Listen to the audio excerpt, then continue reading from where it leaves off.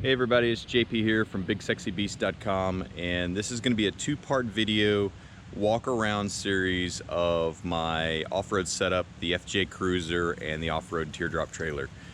Before I forget and get started, if you go to store.bigsexybeast.com, we've got some new patches and stickers and soon hats that are out there that have the logo on it, so we certainly appreciate your support. So let's get into the walk around and show you how we've set things up.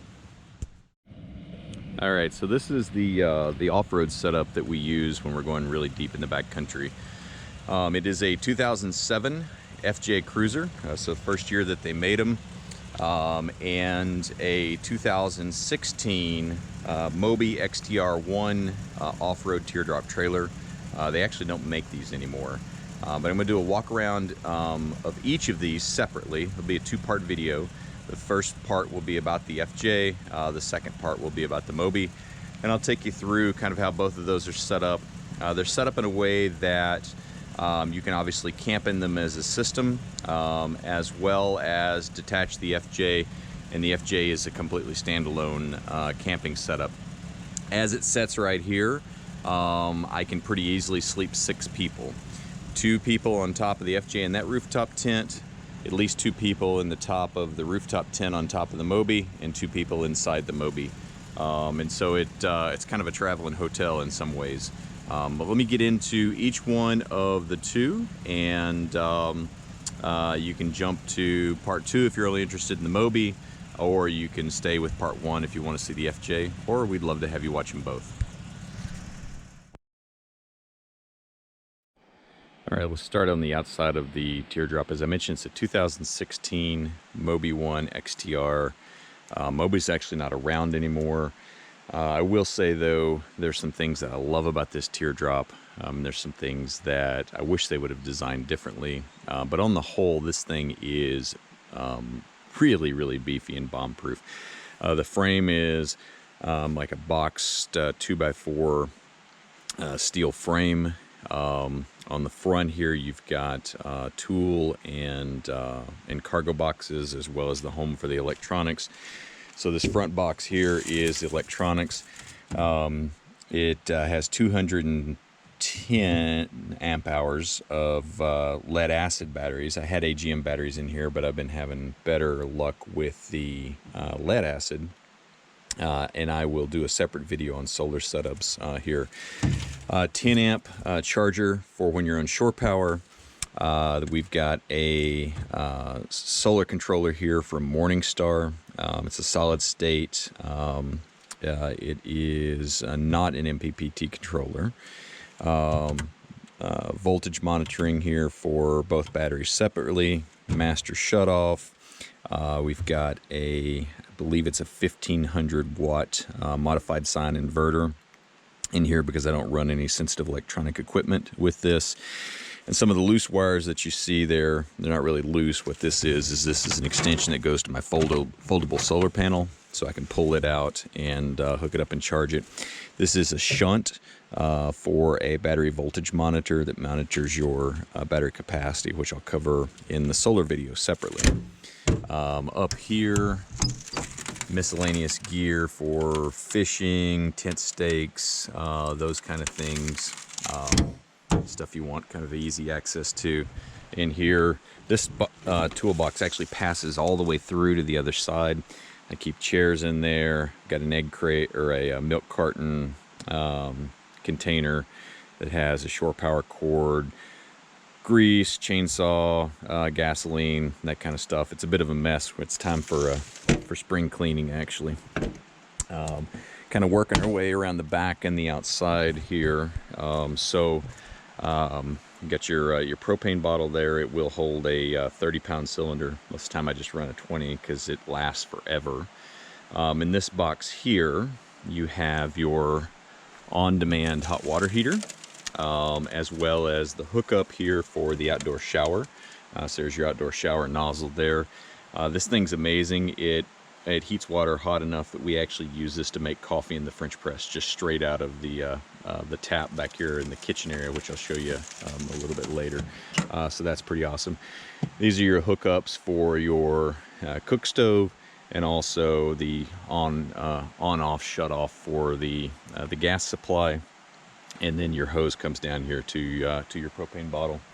Walking our way around the back here. Again, this thing's always dirty because we're always using it. The trasharoo, second or third of those. In one way they're great, and another way I don't like them that much. I'm going to look for some sort of alternate solution. If you have some ideas, I'd love it down in the comments below.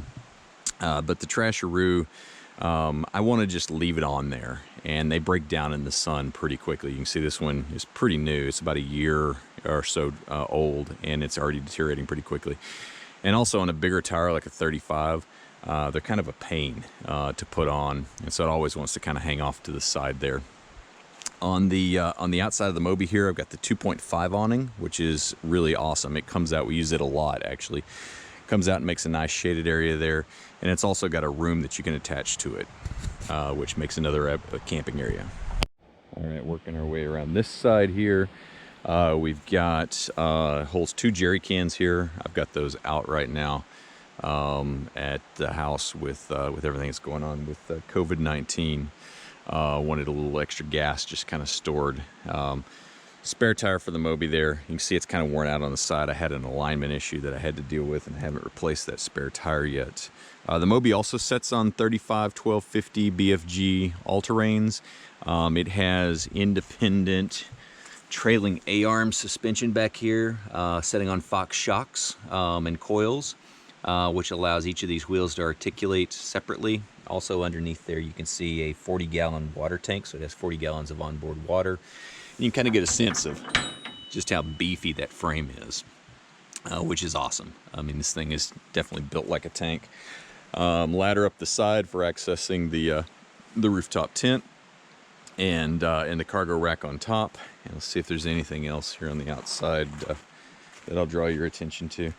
And then we keep a ground mat up there just to put down, which makes a nice area to kind of hang out outside. And so I think that's it on the outside of the trailer. Let's kind of work our way to the inside. All right, this is the back of the Teardrop trailer. The clamshell opens up there. The spare tire arm swings out there, which is pretty cool because then this guy here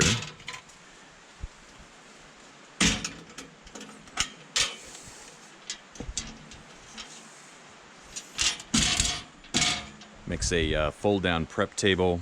I got some S-hooks off Amazon and bent them so that they just permanently stay there.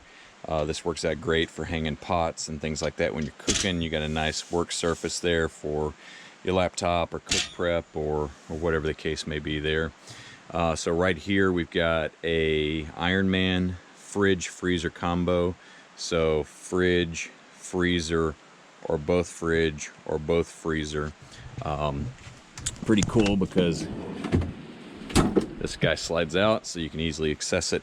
I added the fridge bag about a year ago to increase the efficiency, and that's worked out great. Huge capacity there on both sides, and so you can carry enough food here for a small army, which is pretty cool. Kind of moving through the kitchen here. This is a slide-out pantry spice rack. Again, spring cleaning time, so it needs to be gone through and straightened up. But it comes out, further. Keep olive oil, spices, cooking utensils, and things like that. You want to get quick access to there, which is pretty cool. This unit, so the first unit here, slide out. This is your sink. So you've got, again, 40 gallons of onboard water, on-demand hot water, nice sink for dishes or whatever. It is deceptive though. It will cause you to waste some water if you're not super careful. And then here, you got a slide out 2-burner 22-inch partner steel cook stove. It's great because it's super easy to set up. And this, one of the things that I'm really kind of big on is, easy to set up and take down. Then you've got all your cooking utensils, forks, spoons, knives, everything like that. Coffee grinder that takes forever to use in there. And it's pretty cool. I mean, it just kind of unfolds to make a complete kitchen with hot water, stove, everything you can imagine. Up here, I did a little build-in in this drawer. Gave up some space, but gained in organization. So I've routed out holes for each of the different cups and plates and things like that we use on a regular basis, which is pretty awesome. Again, kind of messy right now, but keep pots and pans and those kind of things in there, which is pretty cool. And then over here typically is a medicine cabinet, paper towels. It's also the amp and subwoofer are in there. And then you've got outdoor speakers here and speakers inside, which I'll show you here in just a moment. All right, working our way inside the teardrop here. You have a queen size bed, which Scout sleeps in with me, especially when we're in bear country. I don't have a sleeping bag down in here right now, but queen size bed. I did put a foldable mattress in here so that I can make a couch inside. So if I'm out for a month or so at a time, I need to be working on my laptop and it's raining, I can make the couch out and set inside here and work. Inside here, you've got exterior porch lights there. But you've got inside LED lights there. You've got a radio, which will also play DVDs, so you can sit there and watch movies at night. Internal speakers here. A fantastic fan there, which is great for circulating the air. Really will cool this thing off really well. AC 110 with USB chargers there. Let's see, what else do we have in here? Turn this other light on. Here's that battery voltage monitor that I was talking to you about. Manages your capacity and how much current draw you have at any given time. Got a 12-volt cigarette lighter plug here. It does have AC. The AC works really only when you're on shore power, though. And then down here, it has a propane Propex heater. So this entire cabin is heated. You do not have to be on shore power for that. It works off grid. It works really, really well. You know, it can be 10 degrees outside and stay 75 inside if you want it to. No problem. So just really compact living space, which I like. It's super efficient. Curtains. There's a lady here in Georgia actually that makes these curtains, which are pretty cool. They're just perfect for the teardrop, or you can roll them up out of the way. And super well insulated. And as you can kind of hear, this thing is very solid, very bomb-proof. The scratches here, I'll have to put a picture into the video. I'd had this thing about 6 or 9 months, and a gigantic tree fell in our backyard during a straight line windstorm, and fell on this thing, and if it had been any other trailer, it would have crushed it like a soda can. But this thing has survived.